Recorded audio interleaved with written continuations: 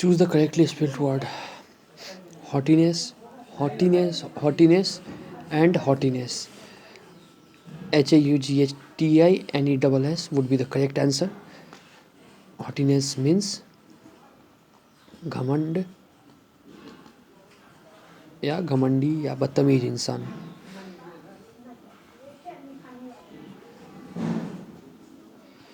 या बदतमीज इंसान या बदतमीज.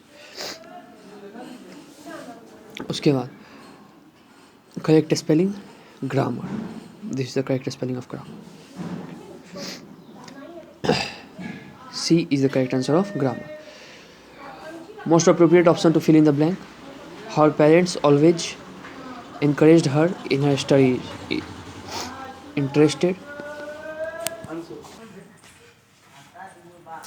Her parents always encouraged her in her studies.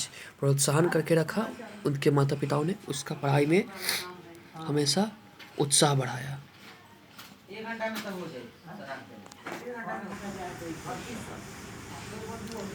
Appropriate antonym of the given word fertile. Fertile का मतलब उपजाऊ. तो उपजाऊ का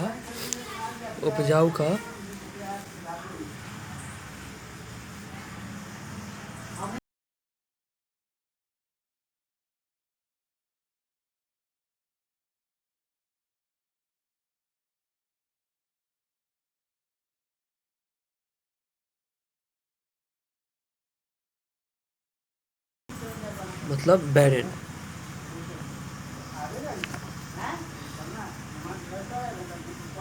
So fertile antonym barren. Civility of सेन उसका यहाँ पे कोई मतलब नहीं है. वो इंसान के कैरेक्टर की जब मीनिंग होती है तब उसका इस्तेमाल किया जाता है. उपजाऊ का उल्टा बंजर. अब most appropriate word that can substitute the given group of words. One who pretends to be what he is not. Hypocrite. जो छलावा करते हैं, जो होते वो नहीं हैं पर दिखाते हैं, वैसे कहा जाता है hypocrite. Antonym of the given word acute.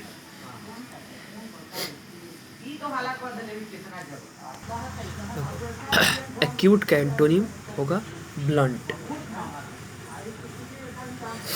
अब उसके बाद डीपेन का साइनोनिम. डीपेन मतलब किसी चीज़ को और गहरा करना और उस घाव को बढ़ाना, मतलब इंटेंसिफाई. किसी चीज़ को और प्रबल करना और गहरा करना. अब appropriate meaning of the given idiom. The ball is in one's court. Ball is in one's court होने का मतलब होता है कि कोई बात डिसीजन अब उसके पाले में है, अब आगे वही जिम्मेदार होगा किसी भी आगे कार्य के लिए. इसीलिए a to be responsible of further action, मतलब कि अब कोई चीज़ आपके पास है, अब उसकी जिम्मेदारी, उससे जुड़ा हुआ एक्शन अब आपके भरोसे होगा, क्या कि वो अब आपके पाले में है. Most appropriate option to fill in the blank. The entry gates were closed before we could enter in. Before we could enter in, जैसे कि ये मीनिंग अधूरा रहेगा. हम लोग इससे पहले के अंदर जा पाते, दरवाजे बंद हो चुके थे, एंट्री गेट्स. इसी निगेटिव सेंटेंस के लिए यहाँ पर बिफोर का यूज़ होगा.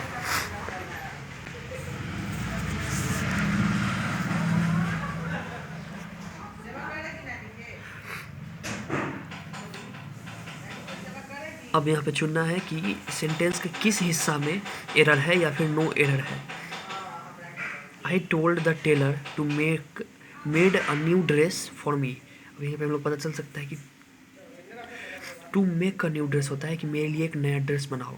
To make a new dress for me, ना कि मेड तो बना दिया उसने, बना चुका होता, जो कि नहीं, अब बनाएगा. मैंने उससे कहा है कि मेरे लिए एक नया ड्रेस बनाओ. To make a new dress for me, इसलिए डी में इस हिस्सा में गलती है. टू मेक होगा, मेड नहीं मेक होगा. मेड अ न्यू ड्रेस नहीं होगा, make a new dress for me ऐसा होगा, इसलिए डी आंसर. अब the lady standing in the corner is fat. अब इस सेंटेंस में देखते हैं कि क्या एरर है या फिर नो एरर है. The lady standing in the corner is fat. lady standing in the corner is fat. The lady who is standing in the corner, lady standing in the corner is fat.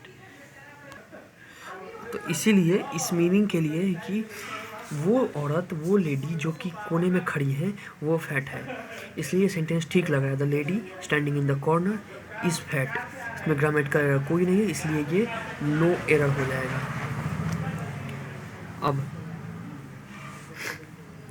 Most appropriate option to substitute the bold segment in the given sentence, जो भी, या फिर no improvement कर देना है last में, जो भी बोल्ड चीज़ें दी हुई हैं पूरे सेंटेंस में हाईलाइट करके। Please tell the story in a nutshell. Please tell the story in a nutshell, इसमें कोई ग्रामेटिकल एरर नहीं है, क्योंकि पूरी कहानी को संक्षिप्त में बताओ। इन a nut cell, in a nut cell का मतलब होता है किसी बात को संक्षिप्त में बताओ।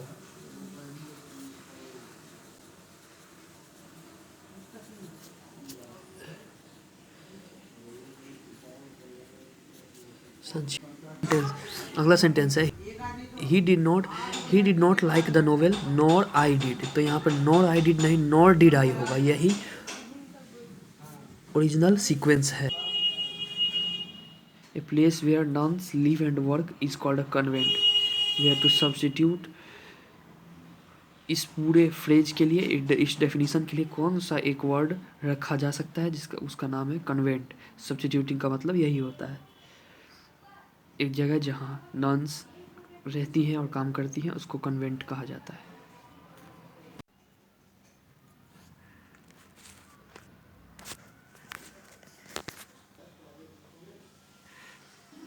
Find the part of a given sentence that has an error in it. If no error, choose no error. Grammatical error choose करना है। It was not possible for we to understand her. For we नहीं होगा, for us होगा। It was not possible for us to understand her.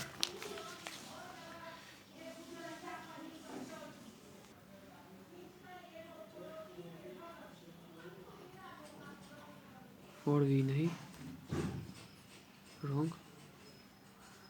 For us.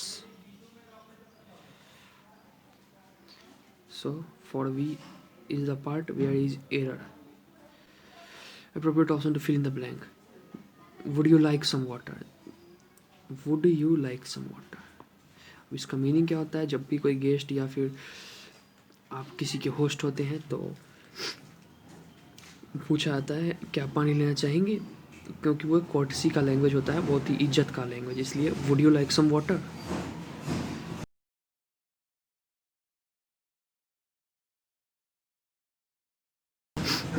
Appropriate synonym courage, courage मतलब बहादुरी। अब उसका synonym इसमें देखते हैं क्या हो सकता है। मीकनेस, मीकनेस नहीं होगा, मीकनेस मतलब होता है थोड़ा शर्मीला, थोड़ा दुर्बल जैसा। वेलर, वेलर मतलब होता है बहादुरी। ह्यूमिलिटी नहीं, ह्यूमिलिटी नहीं होगा। टिमिडिटी मतलब डरपोकपना, वो भी नहीं होगा। वेलर होगा, क्योंकि वेलर मतलब होता है बहादुरी, बहुत ही बड़े काम करने वाला। वेलर मतलब होता है बहुत सारा बहादुरी। अब option to fill in the blank फिर से। We must start now unless it will be too late. यहाँ पे फिल होगा अनलेस, क्योंकि यही वर्ड इस सेंटेंस के मीनिंग को पूरा करती है, क्योंकि हमें अभी शुरू करना चाहिए ये काम, वरना। अनलेस मतलब वरना बहुत देर हो जाएगी। अनलेस वरना बहुत देर हो जाएगी, हम लोग ने अभी शुरू नहीं किया यह काम या कोई काम, तो बहुत देर हो जाएगी, इसलिए अनलेस, अनलेस।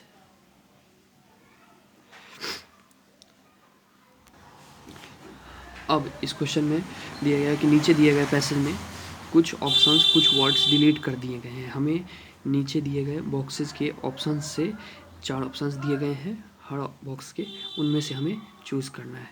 जैसे कि humanity can be defined, humanity can be defined.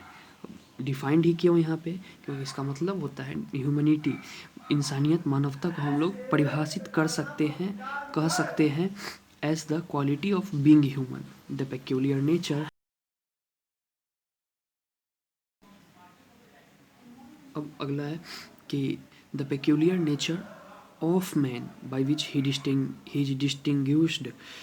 तो the peculiar nature of man, किसी एक इंसान का यहाँ बात नहीं हो रहा है, यहाँ बात हो रहा है इन मानव जाति का। मानव का जो पेक्यूलियर नेचर है, जो थोड़ा अलग उनको करता है। डिस्टिंग्विश मतलब आपको दूसरे से अलग परिभाषित करना। कोई काला है, कोई छोटा है, कोई मोटा है, इस प्रकार से। या फिर पेक्यूलियर नेचर कहने का मतलब कि रहने, हैबिटेट को ऑब्जर्व करने का जो नेचर है, उससे मानव या इंसान दूसरों से अलग परिभाषित किए जाते हैं। तो इसीलिए the peculiar nature of man, मानव का पेक्यूलियर नेचर ऑफ मैन, ये एक प्रीपोजिशन का यूज है। आगे हम लोग देखते हैं ही इज डिस्टिंग्विश्ड फ्रॉम। देखते हैं ऑप्शंस क्या है, लेकिन कुछ तो होने चाहिए दूसरों से के संबंध में। डिस्टिंग्विश्ड दूसरों से, देखते हैं क्या होता है। हाँ, तो यहाँ पे आ चुका है डिस्टिंग्विश्ड फ्रॉम, मतलब दूसरों से अलग आपको परिभाषित किया जा सकता है। दूसरे, डिस्टिंग्विश्ड फ्रॉम अदर बींग्स, दूसरे जो मानव जाति होते हैं या दूसरे जो भी जीव जंतु हैं, उनसे कैसे इंसान को, मानव को अलग परिभाषित किया जा सकता है, उसी का नाम है distinguished from other beings. Being human does not mean that an individual possesses humanity. अब हमने लग तो रहा है कि यहाँ पे डज होना चाहिए, ऑप्शंस में जाके देखते हैं कि क्या है ऑप्शंस में। तो जैसा कि देख सकते हैं 22 के ऑप्शंस में है had, does, has, did.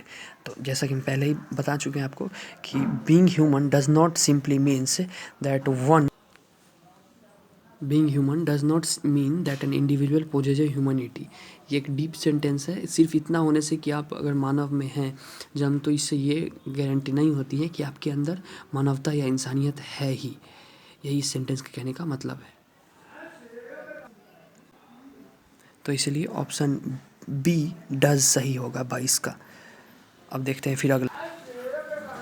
One of the outstanding examples of extra ordinary humanity in a human being, one of the, देखिए एक उदाहरण कि कैसे मानव जाति में अतुलनीय मानवता या इंसानियत हो सकता है। तो यहाँ पे क्या भरा है देखते हैं। 23 के option, one of the blank, one of the most,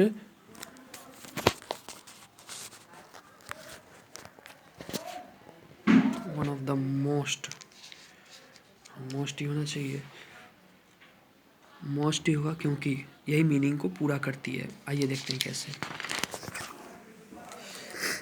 one of the most outstanding examples, बहुत सारे एग्जाम्पल्स है ना, तो उनमें से कई सारे आउटस्टैंडिंग मतलब अच्छे एग्जाम्पल्स में से एक ये भी है कि मानव में कैसे एक्स्ट्रा ऑर्डिनरी ह्यूमैनिटी हो सकता है। उसका एक किताब है, जो कि है, किताब है या फिर एक किताब नहीं है, ये एक उदाहरण दिया गया है मदर टेरेसा के द्वारा। मदर टेरेसा, उन्होंने अपने जीवन काल में जिस तरीके के कार्य किए, उससे ये पोर्ट्रेट मतलब ये दिखता है, ये सारांश मिलता है कि कैसे एक मानव के अंदर, एक इंसान के अंदर अतुलनीय, बहुत ही अच्छे इंसानियत, मानवता हो सकते हैं। इसका उदाहरण दिया मदर टेरेसा ने। तो इसलिए one of the most,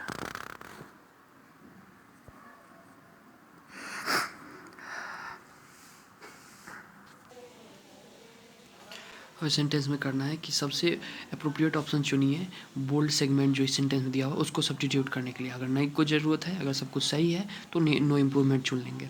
the father with his children we are expected to attend the function. तो ऐसे सेंटेंसेज में सब्जेक्ट वर्ब एग्रीमेंट के सेंटेंस है, इसमें पहले नाउन के हिसाब से, जो फर्स्ट नाउन है यहाँ पे फादर है, उसके हिसाब से वर्ब होता है। द फादर सिंगुलर है फादर, इसलिए यहाँ पे वॉज होगा। फादर अपने बच्चों के साथ फंक्शन अटेंड करने के लिए, उम्मीद ऐसा था कि वे अटेंड करेंगे। द फादर वाज, इसलिए सिंगुलर होगा वर्ब। उम्मीद ऐसा था और इसलिए वाज आया है क्योंकि ये पास्ट का है। पहले नाउन के हिसाब से वर्ब लगा है, ठीक है। इस आइडियम का मीनिंग लिखना है, bend over backwards. to express sudden shock, to exert a lot of effort towards some end, to end all activities, to confess to a crime. देखो यहाँ पे बेंड ओवर बैकवर्ड्स का मतलब होगा,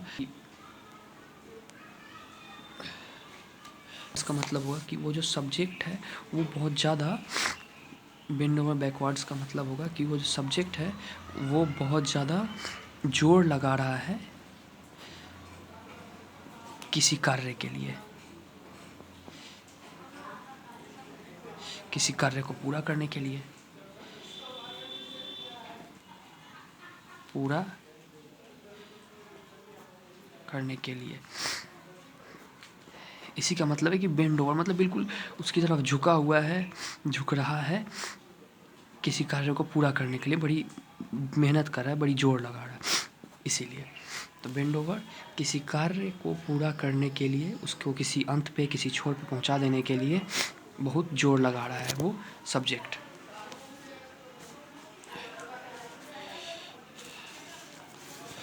इसलिए बेंड ओवर।